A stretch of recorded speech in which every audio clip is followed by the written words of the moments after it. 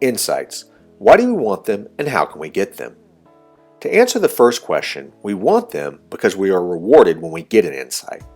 We get internal rewards, the satisfaction of solving a problem, and that aha moment. And we often get external rewards, like being recognized for our creativity, innovation, or our ability to think outside the box. Albert Einstein said, "We cannot solve our problems with the same thinking we used when we created them." That is why we want insights. So since we want them, how can we get them?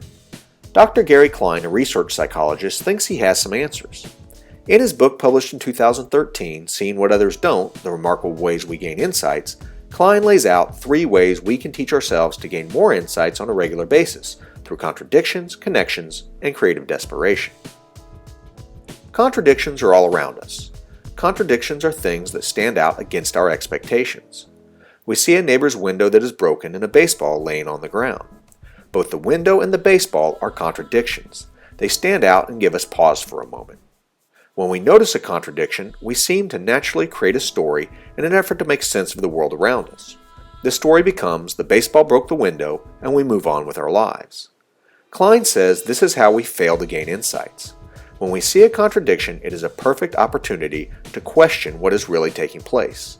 In his research, Klein found when people were curious and would explore a contradiction, that is when they would gain insight. Maybe the ball did not break the window after all. Let's find out. Connections are another path to insights based on being creatures of habit. We enjoy our comfort, we like our routine. When we keep repeating the same activities, it is hard to make new connections. Klein found when people had new experiences, it provided a path to insights by connecting new information to old ideas. The key then to gaining more insights is to get out of your comfort zone. Take a cooking class, go a different way to work, change careers. Creative desperation is the last path. This is the most challenging path because desperation involves time pressure and no apparent solution. In Klein's research, people gained insights when they were trapped, when the only option available was to revisit what they knew to be true and figure out where they must be wrong. Apollo 13 is a good example of creative desperation. In order to save the crew, everything that was known to be true had to be revisited.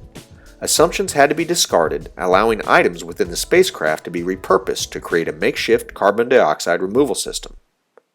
Since intentionally putting ourselves in desperate situations is not a good idea, we instead can use simulations or case studies to help develop our critical thinking skills.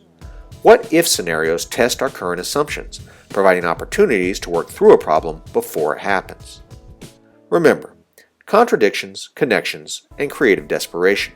3 paths to gain insights.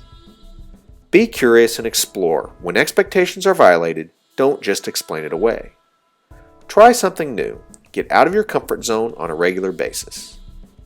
And ask, what if? Use case studies or simulate a tough scenario to get your critical thinking skills engaged.